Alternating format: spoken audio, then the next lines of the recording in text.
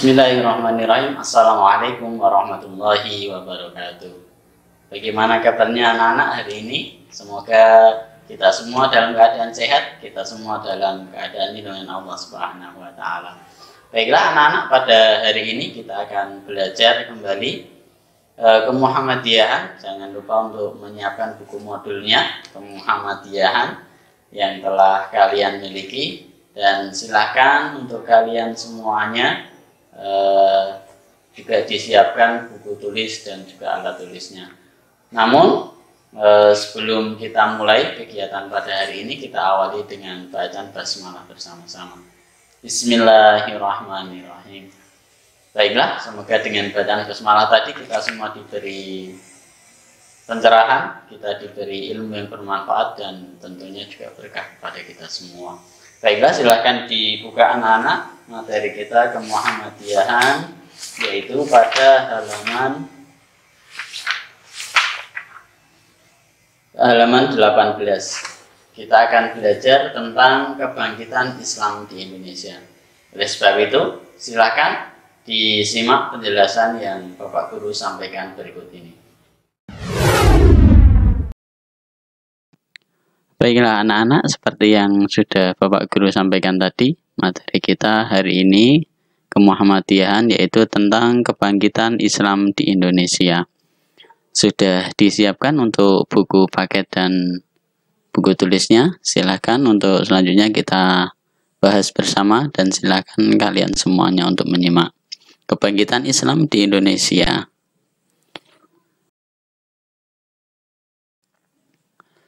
Saat kebangkitan Islam di Indonesia, tentunya banyaklah tokoh-tokoh yang mempengaruhinya, sehingga tokoh-tokoh ini nantinya akan memberi pengaruh yang sangat kuat terhadap kebangkitan agama Islam di Indonesia. Adapun tokoh-tokoh tersebut adalah, yang pertama adalah Jamaluddin Al-Afghani. Jamaluddin Al-Afghani, nama lengkapnya adalah Jamaluddin Al-Afghani As-Sayyid Muhammad bin Sofdar Al-Husain. Beliau lahir pada tahun 1839. Beliau wafat pada tahun 1897 Masehi. Adapun beliau memiliki beberapa pemikiran tentang agama Islam, yaitu umat Islam terbelakang karena banyak dipengaruhi ketundukan kepada tradisi, tindakan manusia bersumber pada pemikirannya, kebekuan pikiran dan tindakan yang berlangsung terus-menerus yang menyebabkan kemunduran dalam dunia Islam. Sehingga dalam hal ini umat Islam sangat terpengaruh dengan tradisi, sehingga mereka berpikiran hanyalah sebuah tradisi yang harus dianut, sebuah tradisi yang harus dilestarikan, dan tradisi itu harus dipertahankan. Namun dengan mempertahankan tradisi yang salah akan menghasilkan kemunduran pemikiran umat Islam, karena mereka berpikir hanya monoton dan selalu ingin mempertahankan tradisi, padahal semua tradisi belum tentulah benar. Sehingga dalam hal ini Jamaluddin Al-Afghani beliau menyampaikan tindakan manusia bersumber pada pemikirannya, sehingga kebekuan pikiran dan tindakan yang berlangsung terus-menerus yang menyebabkan kemunduran dalam dunia Islam tersebut.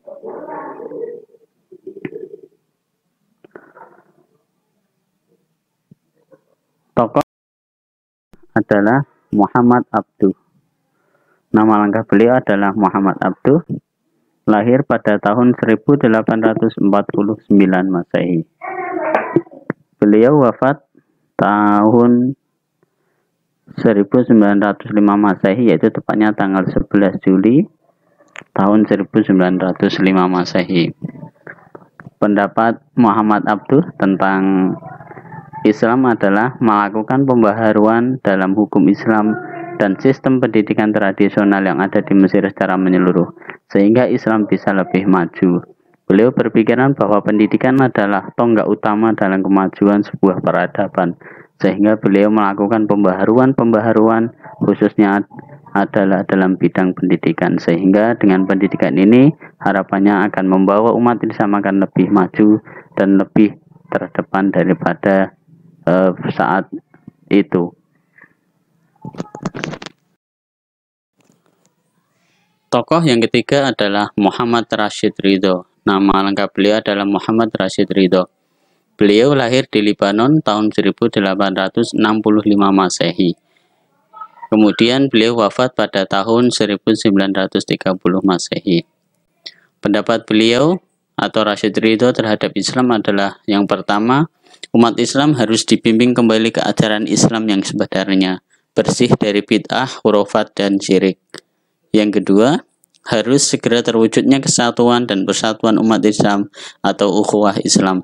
Karena pada saat itu terjadi perpecahan antar suku atau antar kabilah sehingga yang mana perpecahan ini menyebabkan kemunduran umat Islam. Yang kedua adalah ingin melibatkan wanita, yang mana wanita harus diikutkan dalam berbagai kegiatan masyarakat. Karena umat Islam tidak hanya milik kaum laki-laki, namun wanita juga harus ikut berperan dalam memajukan umat Islam. Itulah beberapa tokoh yang mempengaruhi perkembangan atau kebangkitan Islam di Indonesia.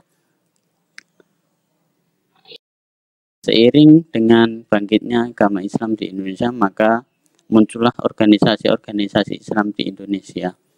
Banyak sekali organisasi-organisasi Islam yang ada di Indonesia pada saat itu. Di antaranya adalah Syarikat Islam. Syarikat Islam didirikan oleh Haji Saman Hudi dan Raden Mas Tirto Adi Suryo. Tahun berdiri Syarikat Islam adalah pada tahun 1911 Masehi. Tokoh utama Syarikat Islam adalah Haji Saman Hudi, Hos Cokro Aminoto, dan Agus Salim. Tujuan organisasi Syarikat Islam adalah untuk menghidupkan kegiatan ekonomi perdagangan Islam yang diikat oleh Islam. Agama Islam merupakan faktor penyatu kekuatan perdagangan Islam. Karena pada awal Syarikat Islam ini didirikan oleh para pedagang-pedagang Islam, sehingga mereka berpendapat bahwa ekonomi harus berdasarkan agama Islam. Yang kedua adalah Muhammadiyah. Pendiri Muhammadiyah adalah Kiai Haji Ahmad Dahlan yang didirikan pada tanggal 18 November 1912 Masehi bertepatan pada tanggal 18 Zulhijjah 1330 Hijriah. Tujuan organisasi Muhammadiyah adalah menyebarkan ajaran Islam atau ajaran Nabi Muhammad kepada masyarakat dan memajukan agama Islam kepada anggota-anggotanya, sehingga dengan harapannya agama yang diajarkan oleh Nabi bisa dikenal seluruh masyarakat dan masyarakat tidak tertinggal sehingga mengalami kesejahteraan bagi anggotanya. Kegiatan-kegiatan Muhammadiyah yang pertama adalah membersihkan Islam Indonesia dan pengaruh serta kebiasaan non-Islam dengan cara memperdalam ilmu agama untuk mendapatkan kemurniannya. Yang kedua adalah memperteguh iman dan memperkuat ibadah. Karena pada saat itu bangsa Indonesia mengalami keterpurukan mental yang mana mereka harus dikuatkan dengan keimanan dan diyakinkan dengan sebuah peribadahan. Yang ketiga adalah amar ma'ruf nahi mungkar, karena terjadi banyak sekali perbuatan-perbuatan khurafat, syirik maupun tahayul, sehingga di sini perlu adanya sebuah amar ma'ruf atau ajakan kepada kebaikan dan nahi mungkar, mencegah dari segala kemungkaran. Yang keempat adalah menggiatkan dakwah-dakwah, sehingga dengan dakwah ini agama Islam lebih mudah diterima oleh masyarakat. Yang kelima adalah mendirikan dan memperkuat tempat ibadah, yang mana saat itu tempat-tempat ibadah mulai tidak terurus, sehingga dengan mendirikan atau memperkuat tempat-tempat ibadah, harapannya masyarakat lebih mendekatkan diri kepada Sang Khalik dengan sebuah peribadahan yang terpelihara dan memperkuat tempat-tempat ibadah tersebut. Yang keenam adalah merumuskan kembali aturan Islam dalam pandangan modern, sehingga sebuah agama Islam adalah sebuah petunjuk yang harus segera disesuaikan dengan kondisi sehingga tidak berlarut-larut terbawa dengan tradisi-tradisi yang tidak sesuai dengan agama Islam. Yang ketujuh adalah memperbaharui pendidikan Islam, yang mana pendidikan Islam pada saat penjajahan di sini masyarakat sangat terbelakang dalam pendidikan sehingga membutuhkan sebuah pendidikan, tidak hanya pendidikan sebuah pengetahuan umum tetapi juga sebuah pengetahuan tentang agama, khususnya adalah agama Islam.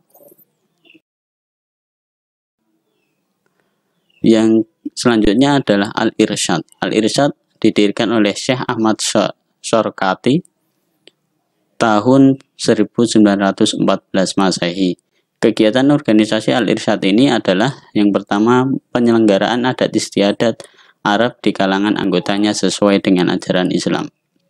Karena anggotanya kebanyakan adalah masyarakat-masyarakat pendatang dari negara Arab sehingga perlu disatukan dengan sebuah organisasi yaitu Al-Irsyad. Yang kedua adalah penyebaran pengetahuan agama bahasa Arab dan Belanda sehingga dengan menyatukan bahasa Arab dan Belanda bisa sebuah ajaran agama bisa lebih diterima. Yang ketiga adalah pembangunan sarana sekolah, perpustakaan, dan jalan umum. Karena Al-Irsyad berpendapat bahwa sarana sekolah harus segera diperbanyak dengan bacaan-bacaan yaitu perpustakaan dan meningkatkan atau memperlancar dengan jalan-jalan yang ada.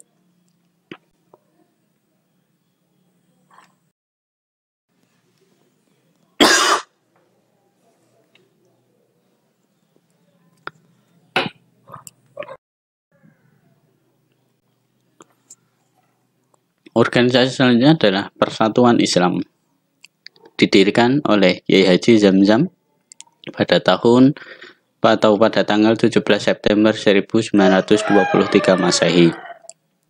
Tujuan organisasi Persatuan Islam adalah yang pertama, mengembalikan kaum muslim kepada Al-Quran dan hadis. Yang kedua, menghidupkan jihad dan ijtihad. Yang ketiga, membasmi bid'ah, khurafat, taklid, serta syirik. Dan yang keempat adalah memperluas tabligh serta dakwah Islam pada segenap masyarakat.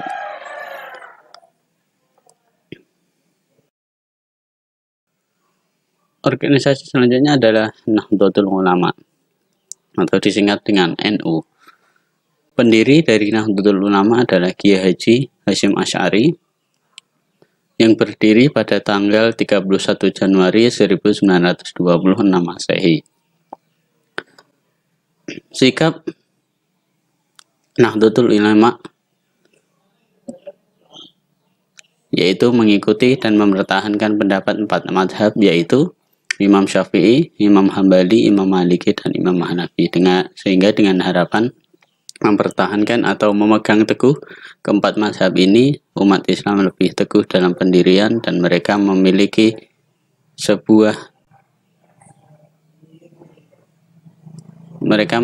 memiliki pegangan yang tepat dalam menjalani kehidupan sehari-hari. Yang selanjutnya adalah Jam'iyatul Khair. Jam'iyatul Khair didirikan oleh Sayyid Muhammad Al-Fakhir Mansur, yaitu didirikan oleh Sayyid Muhammad Al-Fakhir Mansur yang berdiri pada tahun 1901 Masehi. Jam'iyatul Khair terbagi menjadi 2. Yang pertama adalah golongan pembaharu yaitu Al-Islah wal Al-Irsyad Al-Arabiyah yang berdiri atau muncul pada tahun 1913 Masehi. Kemudian pada tahun 1920 muncullah golongan yang kedua yaitu golongan Rafidh Al-Alawiyah. Baiklah, itulah beberapa penjelasan tentang tokoh-tokoh yang mempengaruhi kebangkitan agama Islam dan tokoh-tokoh yang ada di dalamnya. Kemudian tugas untuk kalian adalah silakan anak-anak untuk membuat ringkasan materi pada hari ini dan dikumpulkan pada saat masuk di sekolah kepada wali kelas atau pendamping kelas kalian masing-masing. Dan kalian dalam meringkas juga bila diperbolehkan untuk melihat buku kalian masing-masing untuk memperkuat penjelasan yang ada atau yang sudah dijelaskan oleh Bapak Guru di depan tadi. Kemudian waktu kelompok pengumpulan adalah absen 1 sampai 17 atau absen 1 sampai 16 dikumpulkan pada hari Jumat 3 September 2021 atau besok pagi. Absen yang kedua yaitu absen 18 sampai 34 atau sampai 18 sampai terakhir dikumpulkan besok hari Sabtu 4 September 2021. Silahkan mulai setelah ini kalian bisa langsung untuk mengerjakan, dan selamat mengerjakan, semoga mendapatkan hasil yang lebih baik. Baiklah anak-anak, demikianlah pelajaran kita pada hari ini, yaitu kemuhammadiyaan, membahas tentang kebangkitan Islam di Indonesia. Tentunya seperti yang telah disampaikan tadi, kebangkitan Islam di Indonesia dipengaruhi oleh banyak tokoh. Oleh sebab itu tugas untuk kalian semuanya seperti di awal yang Bapak Guru sampaikan tadi, silakan untuk diringkas atau mencatat hal-hal penting yang ada di penjelasan atau di buku kemuhammadiyaan tentang kebangkitan Islam di Indonesia. Dan ingat, silahkan dicatat, besok pagi dikumpulkan untuk absen 1 sampai dengan 17, kemudian hari Sabtu dikumpulkan untuk absen 18 sampai 34. Demikian untuk materi kita pada hari ini. Terima kasih dan Pak Khotir akhiri. Assalamualaikum warahmatullahi wabarakatuh.